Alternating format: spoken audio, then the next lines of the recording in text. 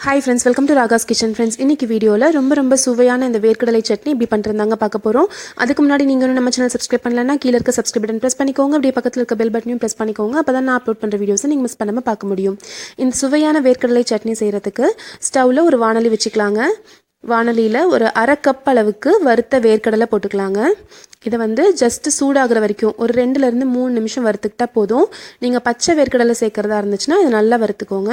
இப்போ நல்லா வறுப்பட்டுருச்சு. இப்போ ஸ்டவ் ஆஃப் பண்ணிவிட்டு ஒரு பிளேட்டுக்கு மாற்றிக்கலாம். இப்போ அதே வாணலியில் ஒரு அரை ஸ்பூன் அளவுக்கு எண்ணெய் விட்டுக்கலாங்க. எண்ணெய் சூடானதும் ஒரு பெரிய வெங்காயம் நறுக்கி வச்சுருக்கிறது போட்டுக்கலாம்.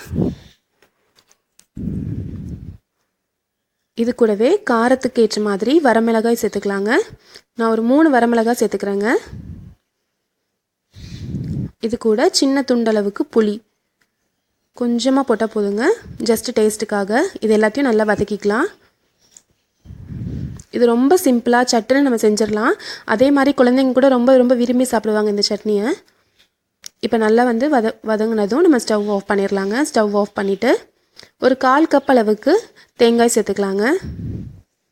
நான் வந்து இன்றைக்கி தேங்காய் பீசஸ் கட் பண்ணி வச்சுருக்கிறது சேர்த்துருக்கேன். நீங்கள் துருவலாக இருக்குது அப்படின்னா நீங்கள் துருவலும் சேர்த்துக்கலாம். 1/4 கப் அளவு சேர்த்தா போதும்.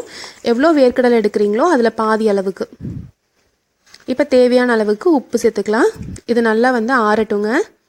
இதை ஆறினதுக்கப்புறமா மிக்ஸி ஜாரில் இதை மாற்றிக்கலாம். நல்லா சூடாக ஆறிக்கணும். உங்கள் காரத்துக்கு தகுந்த மாதிரி வரமிளகா போட்டுக்கோங்க. இப்போ ஃபஸ்ட்டு மிக்ஸி ஜாரில் இது எல்லாத்தையும் போட்டுட்டு ஒரு தடவை திருப்பி எடுத்துக்கலாம். பாருங்கள், இப்போ நான் சுற்றி விட்டு எடுத்திருக்கேன்.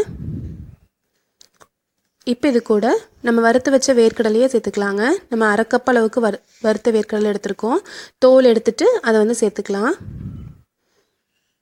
ஃபஸ்ட்டு தண்ணி விடாமல் ஃபஸ்ட்டு ஒரு தடவை திருப்பி எடுத்துக்கோங்க. அதுக்கப்புறமா நம்ம தேவையான அளவுக்கு தண்ணி விட்டுக்கலாங்க. அதில் இப்போ தண்ணி சேர்த்து நல்லா நைஸாக அரைச்சி எடுத்துக்கலாம். ரொம்ப டேஸ்ட்டான வேர்க்கடலை சட்னி ரெடி ஆயிடுச்சுங்க. லைட்டான ஒரு புளிப்பு, அதே மாதிரி இந்த தேங்காயுடைய சுவை, வேர்க்கடலையுடைய சுவை, இது எல்லாமே சேர்த்து ரொம்ப டேஸ்ட்டாக இருக்குங்க. இப்போ இதை ஒரு பவுலில் மாற்றிக்கலாம். இப்போ இதுக்கு தாளிச்சிக்கலாம். ஒரு அரை ஸ்பூன் அளவுக்கு எண்ணெய் விட்டுக்கோங்க. எண்ணெயில் ஒரு 1/4 ஸ்பூன் அளவுக்கு கடுகு,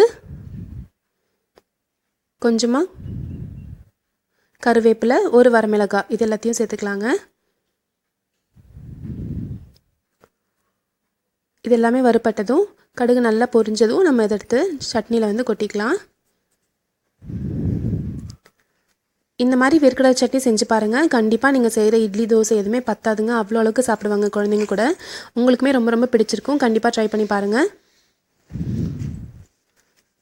இந்த ரெசிபி உங்களுக்கு பிடிச்சிருக்கும்னு நினைக்கிறேன் ஃப்ரெண்ட்ஸ். இந்த வேர்க்கடலை சட்னி உங்களுக்கு பிடிச்சிருந்துச்சுன்னா நம்ம சேனல் ராகாஸ் கிச்சனில் ஒரு லைக் கொடுங்க. ஃப்ரெண்ட்ஸ் கூட ஷேர் பண்ணிக்கோங்க. சப்ஸ்கிரைப் பண்ணி வச்சுக்கோங்க. தேங்க்யூ.